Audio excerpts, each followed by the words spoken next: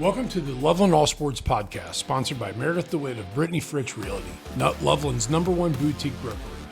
Contact Meredith for any and all of your real estate needs at meredithbfteam@gmail.com. This episode, we sit down with Loveland High School bowling coaches, Jenny and Matt Kapszukiewicz.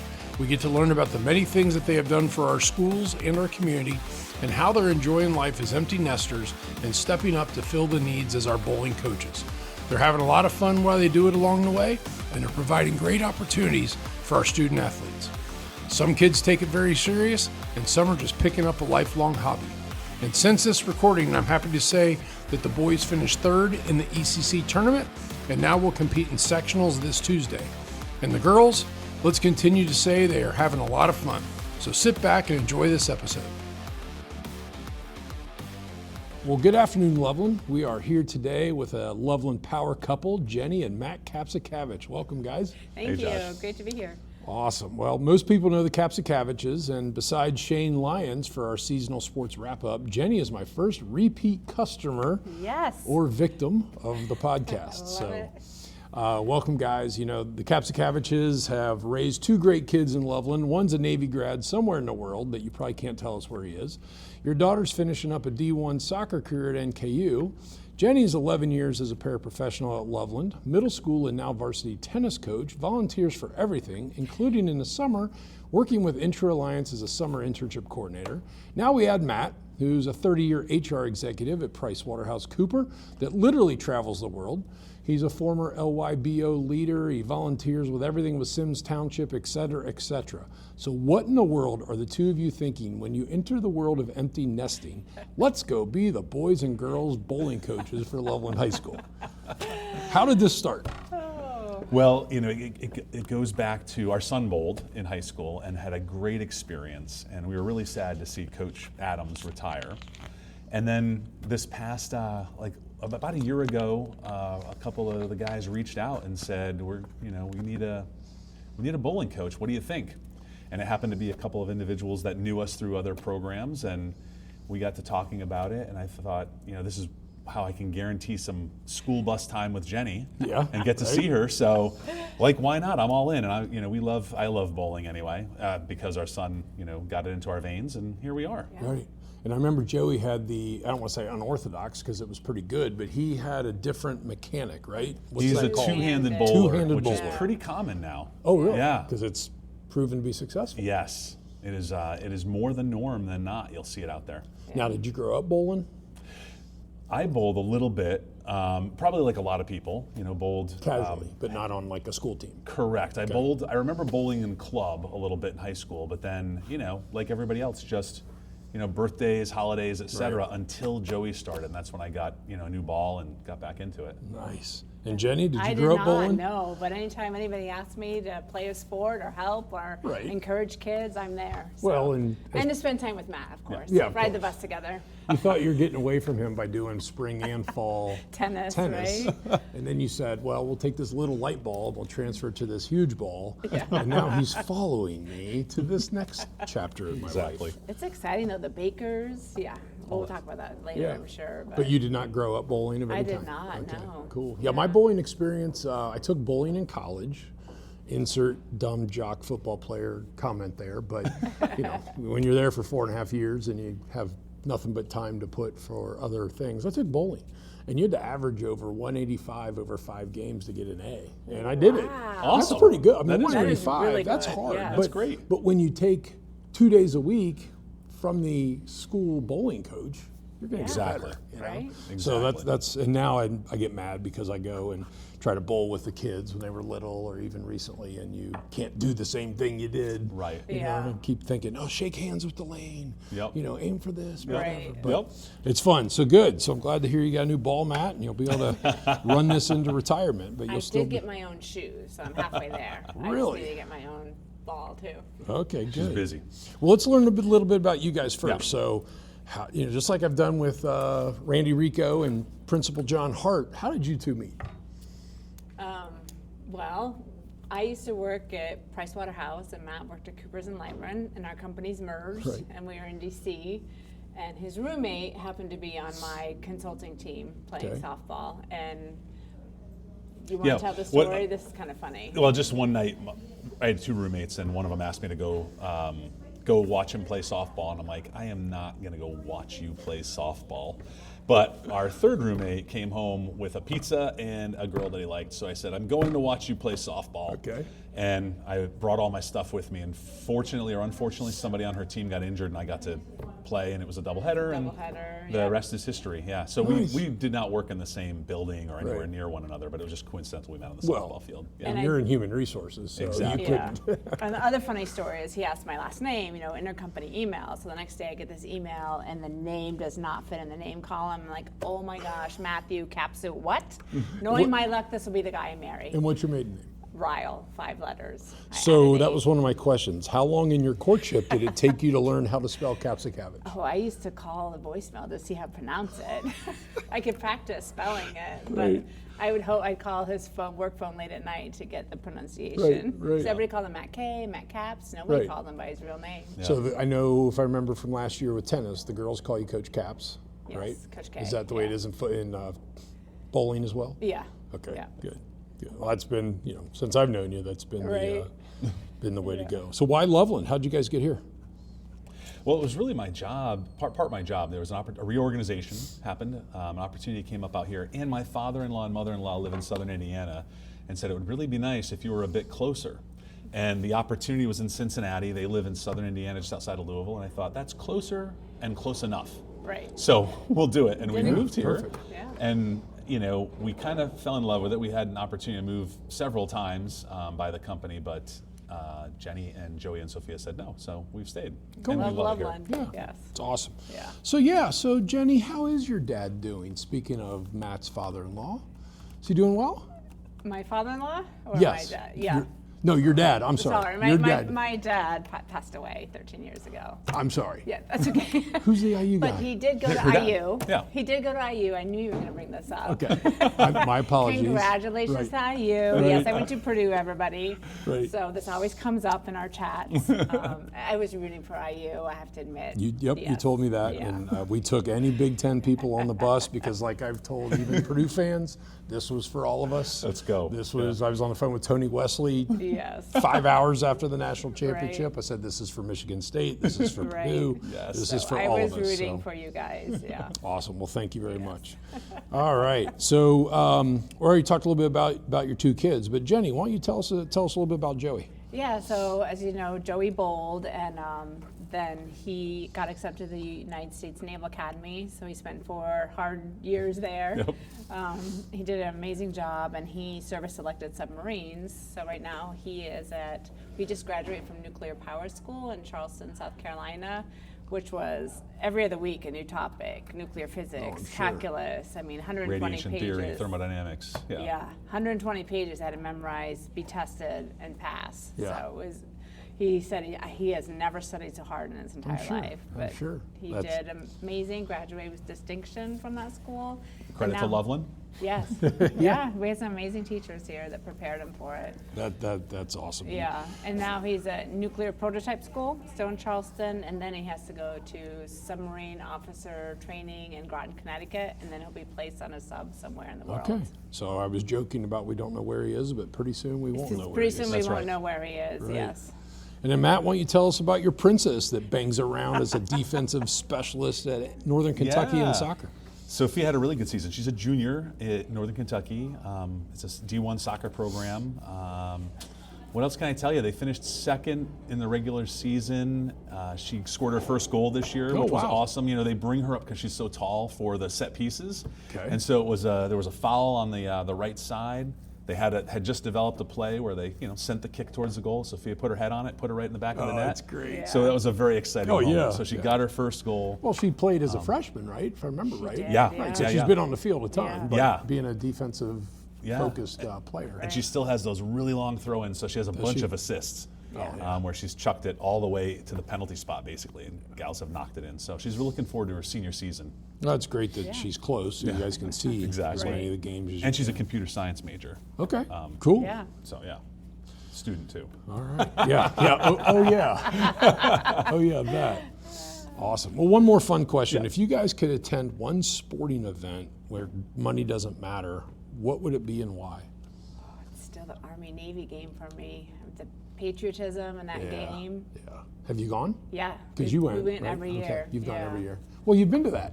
So what's one that you haven't dream? attended. Yeah. Oh gosh, I have not been to the Australian Open. Okay. Yeah, that'd be a good one for you for sure. My bucket list. Right. I would go to the FA Cup final. Okay. I missed the opportunity to go to one of those big games, but I'm an Arsenal supporter, so I would hope that they would be in it, and I hope they're in it this year because they're in first. They're in first? Yeah. Okay, got it. I thought they were in third or fourth not too long ago, I thought. They've been at the top of the table for a bit. Okay. Yep. Awesome. All right, well, cool. Just getting to know you guys, have a little fun. Now let's talk a little bit about bowling. So what is something that most people don't realize about high school bowling? It is, I would say, it's both a mental and physical game. It's very technical, and the guys really get into it. I mean, they love their game. And I think I have told a number of people, you don't realize how popular it is if you don't go to one of these. For example, one of the bowling tournaments. Tomorrow we've got the ECC tournament. You will see people on step ladders, those step stools to reach things in your pantry, and these homemade periscopes people bring because there's such a crowd and there's no elevation, so you can't see over the people in front of you. That's how crazy bowling gets at the high school level. Packed house. Well, you and I've got experience in LMS 1. Can't we take some bleachers down there or something and get them in the front door? They've at tried one, that. One place could. Where do we bowl at? Crossgate? Our home house is Crossgate. For both? Boys and girls, Yeah, so still, that's a hall, but Yep. yeah. And my favorite part is the baker. It's when you do the team bowl. 5 people bowl like one game. So one person bowls the first frame and the 6th frame second. Oh. And then it's like, I don't know if you've ever been to a softball game where all the girls chant. It's like 9 down, 1 to go. And like, oh, she's our closer. So it's a lot of fun. That's awesome. Yeah. The boys cheer too, but it's a little bit different. They just cheer when they get a strike or a spare. There's a lot of energy and a lot of celebration. And that baker, I forgot about that. You bowl 2 regular games as a team, and then that team baker, you bowl 4 of those, and that constitutes your complete match. And everybody's cheering. And it's a lot of fun. A lot of energy. I don't know if you've seen the memes. It's like us in our real jobs if we took on the volleyball girl mentality, and after a good meeting, you all, yay! And we had a bowling cheer or something, you know? Yeah. So that would be, might cross some lines, HR guy, patting each other on the butt, Yeah, we won't do that, but we'll, But, just think about if we acted like the Baker tournaments in bowling at work. Yeah. Yeah. So both of you, obviously, Jenny, you've coached tennis and played tennis at a competitive level, and Matt, at that other school. Yeah, at the other school. And Matt, you've done your share of baseball and basketball coaching and whatnot. How does coaching bowling different from other sports? Want me to start? Well, first of all, I don't rake any fields. It's always 72 and sunny. Exactly. We don't get rained out. Nice. We don't get rained out. Very rarely get canceled except when it snows. Yeah. How is it different? There's, I'd say there's more similarities than there are differences, right? There's lots of different equipment you have to coach through. There are lots of conditions, believe it or not, on the lanes that you work through. And it's like I said before, it's as much a mental game as it is a physical game. So you got to keep, you miss a shot and you feel terrible. I guess in one way, a difference would be, I always tell people, every time the bowler gets up there, Josh, it's like you've got a full count, runners on, and you're behind. Like you've got to knock down as many pins as you can for your teammates. And if you miss a shot, if the kid feels terrible, right? Because they want to win for themselves, they want to win for the team, and so you got to pick them up and be like, hey, forget that. Let's focus on the next one, okay? Because it's bottom of the 9th, 2 outs, runners on in about 5 minutes again. Right. Well, it's probably similar to tennis. Yeah. You're out there, everyone's looking at you. You can't hide like on a football field. Yeah. So I'm sure that being focused on is and being on target matters, right? In tennis, you got to get your shots in that field away, and in bowling, you got to hit that pin just right. So, and I had a great conversation with Coach Burke, our golf coach, about this, because we all know what you're talking about, but we're adults, and when you're trying to talk to a 14 to 18-year-old about the mental part of the game, what do you focus more on, the physical or the mental? For me, it's probably more mental. Trying to get them to just lock in, as they like to say, and focus on that next shot, finding that line, making an adjustment, moving a couple boards over so that they can hit the pocket. picking up a tough spare. It's that sort of stuff. Yeah. Mine's a little bit of both, just because I have some volleyball players and I have a cheerleader who also does shot put, and she can just chuck the ball down there. Right. And then I have a couple that probably need to work a little bit on their strength to get more pin action and knock down those pins. Because you probably can't bring out the little thing that we did when the kids were little. Put the bumpers up, roll down. down. Yeah, the dinosaur ramp. The bumpers. But that's a good point. I think with the JV guys, that it's probably more physical, right? Because they're holding the ball wrong, their approach is wrong. So you're making a lot of adjustments on a little bit of everything, I think, for those guys, how they hold it, cradle it, Right. What makes a bowler improve the fastest? I think, technique. The physical probably is the fastest. So, you see these, I was looking at our scores today, you see these freshmen, for example, or first-time bowlers come in and their scores are under 100, and by the end of their first season, they're rolling a 150 kind of consistently. 130 to 150, which is nice. So there's that big jump, and then there'll be another big jump, and then it all just becomes the mental, right? Because once you're bowling in the 200s. Right, and the lining up, where you line up matters a lot too. Right. The boards all have numbers, and your approach matters. I had a girl that was just not approaching right. She bowled a 45, and then she bowled 152 because she just made an adjustment. Yeah, it was amazing. From one match to the next match, was able to. Yeah, and as far as go ahead. No, I'm sorry. As far as preseason, like we practice at Crossgate. Yeah. Is there anything we can do in the school that helps them practice? I mean, there's nothing, like I've had this conversation with Coach Burke. Like, it's hard to get lane right, time. We're competing so with it's Sunday morning, so we always bring donuts and muffins to try and get most motivate of it them. on a Sunday morning, right? We bribe our bowlers, but Matt's gonna. I was gonna say you'd appreciate. Yeah, we're gonna relaunch what the middle school bowling club. So 7th and 8th graders are gonna start to hear about that. It's gonna kick off after spring break, so we'll probably do 6 weeks of bowling from early April into May before school ends. Okay. But I was gonna say, you'd appreciate this. One of the things we do with the kids is I give them a Nerf football, because we want them to work on that motion. So we have them throw a football back and forth underhanded to get that motion right. There's a lot of little things like that. The referees throw it a lot that way. Yes, exactly. Yeah. So that's one thing that we could do, is have them throw the football underhanded more in the middle school. But we're also going to promote the program through the club and see if we can identify 5 boys, 5 girls that want to come out. Right. And I have a couple of the girls who also do the news, the Loveland news, the high school news, so they've been trying to promote it, which I appreciate. No, it's great. Yeah. It just takes a couple, and then all of a sudden you have a program, and then you're It's competing with. Great group of girls. Who are the top teams in the ECC? West Claremont, Lebanon.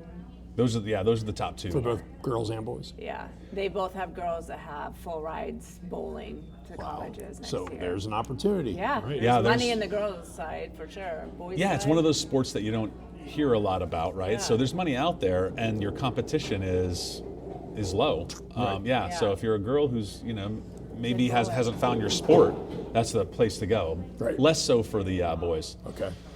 Just because it's more competitive? More competitive, and there's probably Numbers. less money, but Numbers, just sheer numbers makes it. Do your teams have any traditions or rituals or can't think about one, think about superstitions, anything like that you do? Like, don't step on, like in baseball, you don't step on the white line when you're walking out. Is there anything like that? So some of the girls do, like I have a bowler that she'll bowl and then she'll step back and step below back into the carpet. Like that's just her little superstition. I'd say, like Jenny was talking about the Bakers, when they come together and they roll that one game as a team. When they hit a strike or they hit a spare, each boy has like a call out that they make, and the team responds to it, which is really cool. And sometimes there's a physical motion. One of our boys jumps up in the air and does a spin. It might sound a little funny, but when you see it, it gets you amped up. Right. No, that's why it's like a touchdown celebration. A lot of my girls dance too after the low ball. Right. Well, they grew up playing Wii bowling, right? And right. When I have show choir girls, I have cheerleaders, I have volleyball, like the celebration from volleyball. Right. So, you can tell their personality or their other hobby with how they celebrate. Right. We have a lot of crossover Tell athletes. me that you're a show choir girl without showing me. So keeping it light, what's the funniest moment you've seen at a practice or a match? I'm thinking about, remember in Wii bowling where the ball went backwards and everybody jumps up on the screen? I'm wondering, is there, and without calling anybody out, is there anything? I did have a girl wipe out. She just stepped over the line and hit the oil. oil. Well, that's going to happen. Anything, Matt, that's been... I won't say this is funny, Josh, but I've had several instances where a boy has forgotten his uniform jersey. Okay, well, it's a great public service announcement. So please pack your bag and remember your equipment. They're like, I think it's in the laundry. And fortunately, because our son bowled and we're still wearing the old uniform, we've had a spare. You got a backup. Yeah. Right. Oh, well, that's great. Awesome. So, with both programs, first year coaches, what does success look like for your team besides wins? I told them at the outset we want this to be fun. I want the kids to enjoy this. You get 4 years in high school. For some of these kids on my squad have been with the program for 4 years, and I'm their third coach, and that can't be fun to not have continuity. Right. So I wanted them to have fun. I keep telling them that you're never going to get to bowl for Loveland again. Yeah. This is it for your career. So enjoy it. Enjoy these moments. So that's what success likes. If they walk away and they remember this experience and they have fond memories of bowling and they keep bowling, then that's great. And we're lucky. I mean, I inherited some good bowlers. One kid who hasn't bowled since freshman year came back, and he's one of our best bowlers on varsity. Okay. So we're doing a little better than they did last year. So that's successful. Yeah. Good. And for me, I need to recruit more girls because I had 6 seniors come out for the first time. So I'm going to lose. Yeah. Oh. I mean, thankful to have them. I recruited them over the summer at a graduation party, and I'm glad they're doing it because I know they're all very busy. So for me, I need to recruit more people for next year. And kudos to them for trying something new and giving it a shot. Yeah, and they're having fun. So that's success. They're enjoying it. Getting out of it what they put into it at least, so that's good. So let's talk about the boys. What's some of their, any highlights of the season, any growth of certain, as a team, like any measurements or tangibles you want to talk about? Yeah, sure. I mean, without naming names, we've had one bowler whose average on varsity has gone up over 30 pins. Wow. From year to year, doing a fantastic job. We've had a lot of kids have their personal record or personal best this year, which is exciting to see. Yeah, and just genuinely, like you watch the camaraderie, and I've got a freshman, a sophomore, a junior, and then the rest are seniors on varsity. And we haven't even talked about JV, but it's really nice to see them embrace even the freshmen. Yesterday, I picked the freshmen up to take them to a practice for the ECC tournament, and I said, how's it going? Like, what are you enjoying the most? And he said, I've made friends that are seniors. And you don't get to do that all the time. Yeah. And they love the kid. And so you have that kind of, like, because you're dependent on everybody. It's the 5 of you against the world. Right. Yeah. Right? That's really cool. And one other win I want to share on the JV side is there were a couple of neighborhood boys that I kind of twisted their arm to, like, give this a shot. And I asked them, I said, so how's it going? And they're like, it's a lot of fun. And one of them said, it's more fun than I thought it would be, and the other one said, yeah, more fun than I thought it would be. Yeah, and so watching them, like, they bowl better when they bowl against each other. And there's anybody listening to this, they're going to think, oh, that's my kid, because they all have friends, and the rivalry is hilarious. Oh, that's awesome. And then they talk. They push each other. Yeah, a little bit of smack talk before and after, which is great. Well, and it's similar to like other sports that the eye in the sky don't lie. It is like track or swimming, right? Yeah, there is a result that comes from what you do.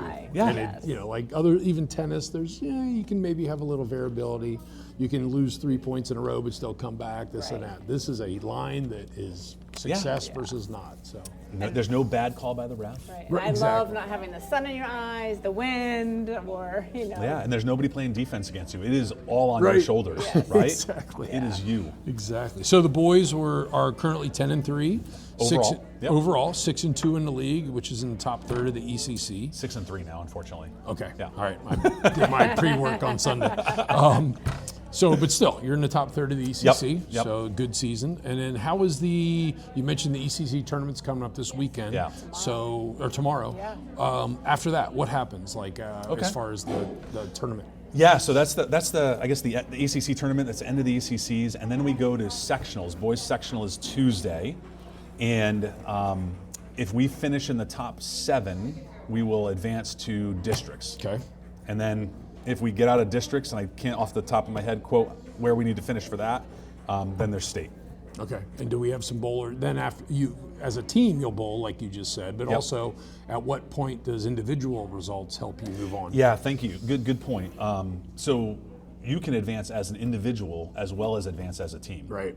So at every one of these tournaments, they recognize the teams, and they also call out the all-tournament team for that day. And they, we were lucky. We had one boy make the all-tournament team at the last tournament, and 2 of our boys are, in the top 10 in the ECC on average, for average. So they have a chance even to move on to what could be the state. Yeah, any one of our, on any given day, like any sport, a kid could do really well or could do really poorly. Yeah. And if we're peaking at the right time, Josh, so I think our guys, we got a shot. Awesome. Yeah. That's great. Now on the girls' side of things, the We're results having are, fun. we're having fun. We have a perfect record. We have a perfect I won't mention record. what it is, but Right. we're having a great time. And I actually think tomorrow we have a chance to beat 2 teams that we played at the very beginning. Okay. Like I said, we have 2 bowlers that have bowled, over 160, 2 that have bowled over 150. So if we can bowl well tomorrow, I think we have a chance at getting some points for the season. That's so great. I'm hopeful. Right. But then, as far as their growth, I mean, you mentioned, huge. well, the one went from a 45 to a 152. Yeah. I mean, that's In triple in one day, more than right? triple. She just got it straight on. Right. She knew where to do her approach, and That's like great. I said, she has a strong throw. All right. So, what about as far as is there anything that you need from the school or the community besides awareness to get more kids to bowl for next year? But is there anything at the school that you guys need help with? Anything that we should go work for with boosters or with the athletic department? You can't build a bowling alley in the cafeteria, Unfortunately. Right. but unfortunately. Well, we're going to have a fundraiser on March 7th at Cappy's, just like many other teams have done. So we're going to do that to raise some funds. We're hoping to purchase some extra equipment. People are going to say, well, what equipment? Like balls and stuff? But there's other little things that you need with bowling, training materials and pads to sand balls. I say sand balls down, but change the surface of the cover stock. Other than that, the school's been great, very supportive. Yeah. I don't think we've run into a budget issue yet. Good. We want to get into more tournaments next year, the boys do.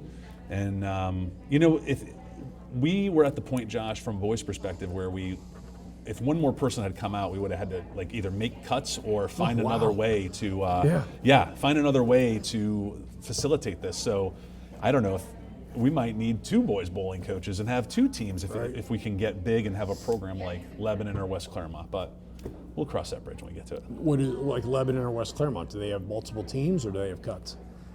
I don't know. There's so many of them. I don't know what's going on. They're deep and they're strong. Yeah. Right. Yeah, they have more coaches too, because it's just like I have 17 kids, and usually somebody's sick and somebody's missing it for one reason, so that takes you down to 15, and we bowl a varsity, a JV 1, and a JV 2. Okay.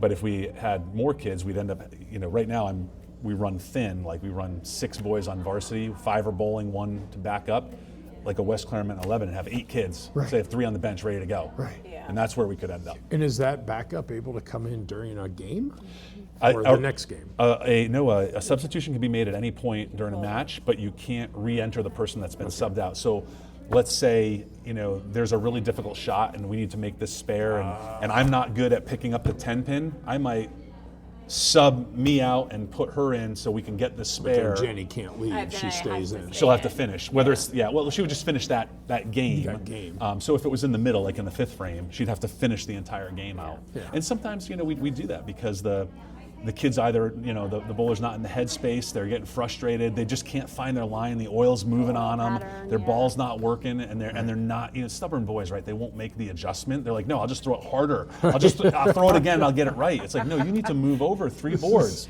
It's golf all over again. It is exactly like that, right? Yeah. But when you make it their idea, like Coach Burke was really talking to me about, there's a lake on the right at the yardage of this guy hits his drive, and it's like, if I tell him use the 3-wood, then we get into this teenage thing. We tell our kids to take the trash out and they don't. Why are they going to listen to a Right. coach on clubbing down? And then if you make it their idea, then like, you know what, coach, maybe I'll use the 3-wood and take that lake out of play. I always same thing. start with, so what do you think you should do here? Yeah, exactly. Yeah. And then hear what they have to say. Right. And Matt's also invited some alumni bowlers to come help both the boys and the girls, and that's been very helpful because they're closer in age. They Yeah, that's graduated true. just a couple of years ago. Huge So help. It's been really nice to have You know them. Well, one of them. Otan. Big thanks to Aaron Otan, Matt Reichlich, and now more recently Scott Livesay has joined us too to help out. Oh, that's great. Aaron's had a kid, so he was really helpful in the beginning of the season. Matt covered when we went to see our son graduate from Nuclear Power School and took the boys to a tournament, and they finished, first in the morning round. And Scott's been a huge help to you, right? Yeah. And he knows that he's a bus driver here in Loveland, so he knows some of the kids. Oh, that's great. It's just providing more opportunities to the masses. I mean, you think about our we girl. appreciate their expertise. Yeah.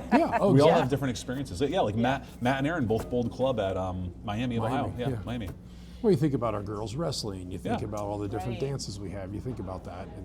We're a huge school, a small school with a huge school feel because we provide these opportunities. Right. So, anything else you guys can think of we didn't cover? Are we getting near the end? We are. Well, I would just tell people if you're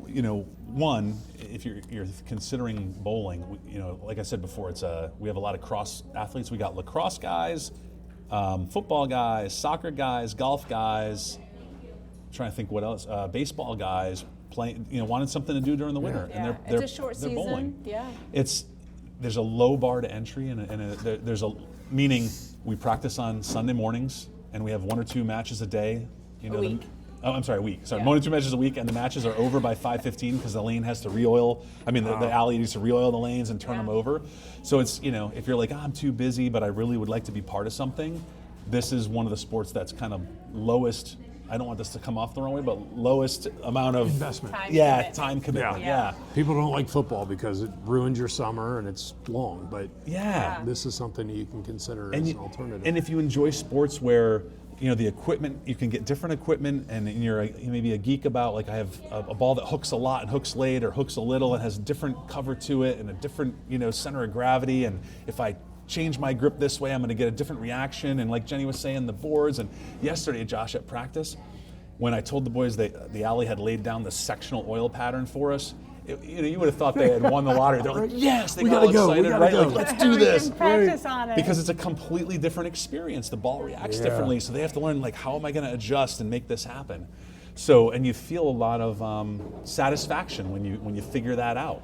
I don't believe him. Do you hear this passion in this guy's voice? I mean, this I love it. Oh no, he spent an entire weekend up in Springfield, Ohio, taking a bronze level bowling class. The entire weekend. That's I'm awesome. a USBC bronze level coach now. Yeah. I'm not going to call him a nerd, but we've all got he's unique. passionate. When you get into it, you got to get into it. We've all got unique hobbies, and it's the things we look to do when we're empty nesters. So that's awesome. I have some quiz questions for you, though. If you don't, when don't you're mind. ready for them. Yes, sir. All right, so we'll start with an easy one. First question for you, Josh, is if you knock down 7 pins and you pick up the remaining 3, meaning you knock those 3 down, what's that called? A spare. Correct, that's a spare. That was the easy one. Now we're going to get to the hard questions. I just wanted to get a warm-up in there. Okay. So what MLB player has bowled a 300 at the World Series of Bowling? Are they still playing baseball? I think they are. They also have a World Series ring, I believe. Clayton Kershaw. Mookie Betts. No way. Mookie Betts is a PB card-carrying PBA Of bowler. course he is. He's one of my favorite. I wish he was not out in L.A. You know what? That was unfair of me to ask you a baseball question, though. Let me ask you a football question. What former NFL player, or can you name a former NFL player who owns a professional bowling team? There's more than one. Like John Elway. No. Jenny mentioned the bus. Oh, Jerome Bettis? Jerome Bettis owns the Motown Muscle. Really? I think now that you say that, I think he was a bowler probably himself, Yes. and that's why this passion to do it. And I Terrell think- Owens owns the Really? Dallas Strikers. That's Terrell awesome. Owens, yeah. Right. And then, of course, there's also Chris Paul is another famous NBA player. He owns the LAX, and he has I think he has his own bowling alleys and stuff. All these guys grew up bowling, and it's something to do. So again, if you're thinking about a second sport or something else to do, Right.